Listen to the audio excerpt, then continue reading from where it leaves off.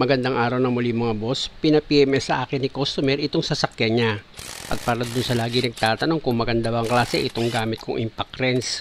Oo mga boss, malakas yan. Nakikita nyo naman, di ba? Madalas kong gamit yan. Mid-torque power yan mga boss. Nabili ko yan sa Lazada sa pinakamurang power tools. Ayan mga boss, itinaas ko na. Wala akong problema dyan mula nung nabili ko. At dahil sa natanggal ko na itong mga nut, ang problema naman, hindi ko matanggal itong gulong. Kumapit na siya dito sa hub niya, kaya ang gagawin ko dyan, lalagyan ko yan ng isang nut, tapos sisipain ko yan mga boss patalikod. Mga dalawang sipa lang yan, pangalawa tanggal na. Kita nyo naman magic na wala yung gulong. Ipapihit ko muna kay customer itong manibela niya pakanan dahil nga sa check upin ko itong brake pad niya. Gagamit ako dyan mga boss ng plier para matanggal ko dito sa pin itong clip niya. Ayan mga boss, ayan yung naglalak dito sa pin para hindi siya mahugot. Dalawa yan mga boss, tatanggalin nyo yan parehas. Ayan medyo kinalawang na rin siya Tapos paluin nyo ng plier itong pin para lumabas siya. Tsaka nyo ngayon siya hilahin. At yung pin naman dito sa taas mga boss, malambot na lang yan, hilahin mo lang. Ito naman mga boss yung brake pad plate niya. Tapos gamit ka ng flat screw, itulak mo itong brake pad pa atras para yung piston pumasok dito sa loob ng brake caliper. Para pag tinanggal mo itong brake pad, hindi ka mahirapan. At kung makikita nyo mga boss, itong brake pad ni customer, nako po, manipis na pala. Ayan sobra na sa nipis. Kaya pala masyado nang mahiyain itong sasakyan ni customer. Halos ayaw niya nang tumigil. Gamit ko itong flat screw mga boss, i-check ko itong mga piston ni customer dito sa brake caliper. Okay naman siya, hindi naman siya stack up. Maganda naman siya pag tumulak, malambot lang. Nakita niyo naman mga boss, di ba? Pag tinutulak ko ng flat screw ko, pasok agad siya dito sa loob ng caliper, sa housing niya. Isa lang ibig sabihin yan, sa tagal na walang check up itong sasakyan ni customer, hindi niya alam malapit nang madamage itong rotor disc niya kung naubos yung lining ng brake pad. Kaya habang bumibili si customer ng brake pad, nililinisan ko naman ng brake cleaner itong rotor disc niya. Kaya lang mga boss, ang bilis andito na agad yung parts ni customer. Ito na yung bagong brake pad at kung makikita niyo yung isa, yung luma, talagang sobra na siya sa nipis. Sa paglagay ng brake pad mga boss, importante na yung piston ng brake caliper nasa loob niya na yan para hindi ka mahirapan maglagay ng brake pad. Ganon din dito sa kabilang side mga boss, yung piston dyan nasa loob na rin dapat yan ng brake caliper. Tapos pwede mo na ngayon ilagay itong pin ng brake pad mo, isabay mo na itong clip plate ng brake pad mo. Kailangan mga boss, pag inilagay mo itong pin, nakasentro yan sa butas ng brake caliper mo. Tapos ishoot mo yan papunta sa butas ng brake pad. Tsaka mo ngayon ipapadaan dito sa clip plate. Ayan yung hinawakan ko. Tapos itatagos mo ulit siya dito sa butas ng isa pang brake pad mo hanggang lumabas siya sa butas ng brake caliper. Ganon din dito sa baba mga boss, pag nilagay mo itong pin na hahawak dito sa brake pad, isushoot mo uli yan mga boss dito sa butas niya hanggang sa lumabas dito sa kabilang butas ng brake caliper mo. Pag medyo nahirapan ka sa pagpasok ng pin mga boss, pwede mo naman paluin yan. Pero dahan-dahan lang, katulad lang ng ginawa kong pagpalo ang gayahin mo. At pag okay na mga boss, pwede mo na ngayon ilagay itong clip spring niya. Babataas yan mga boss meron yang clip spring na maglalak dito sa pin ng brake pad. At kung sa palagay mo okay na yung pagkakagawa mo, o pwede mo na ngayon ilagay itong gulong. Siguraduhin mo naman mga boss na pag inilagay mo naman itong gulong, yung mga nut niyan dapat maayos ang pagkakahigpit mo.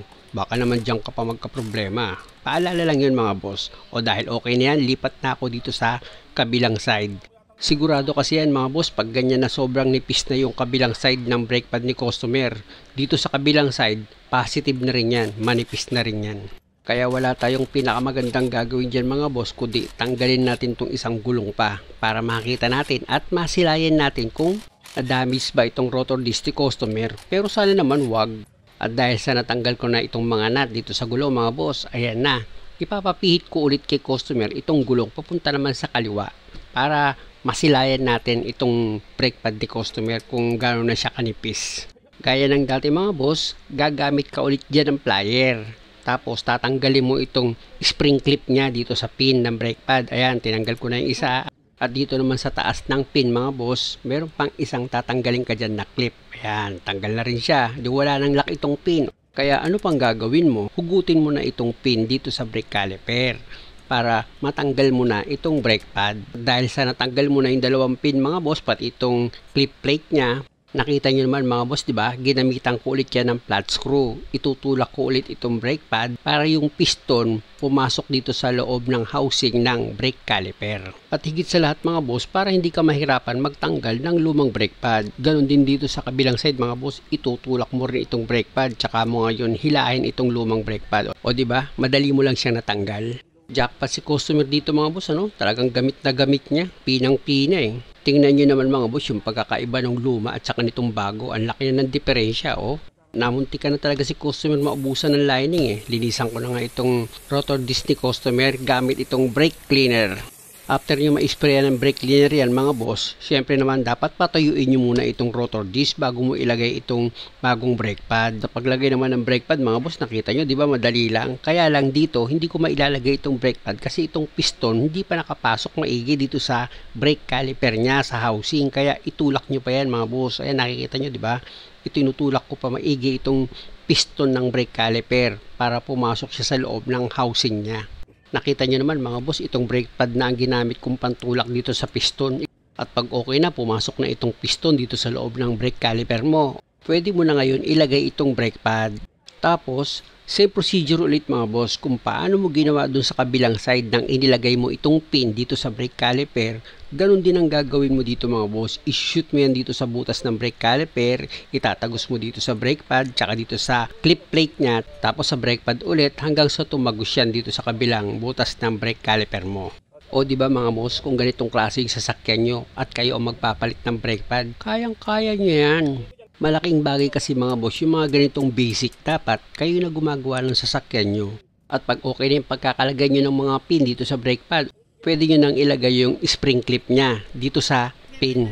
Importante yan mga boss para itong pin nyo hindi siya mabunot. At dahil sa okay na ito mga boss, wala na akong nakalimutan dyan. Pwede ko na ngayon ilagay itong gulong. Muli, maraming salamat sa panonood. Sana lang lagi kayong nakakakuha ng idea at kung maaari, huwag nyo naman sanang kalimutang mag-subscribe sa channel ko. Maraming salamat.